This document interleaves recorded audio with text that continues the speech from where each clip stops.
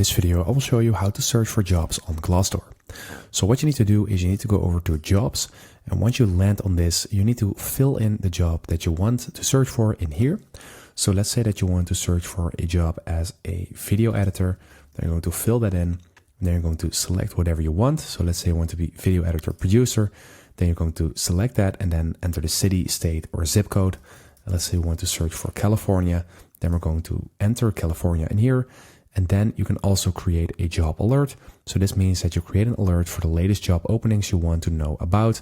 So if you want that, you can just go ahead and click on save this alert.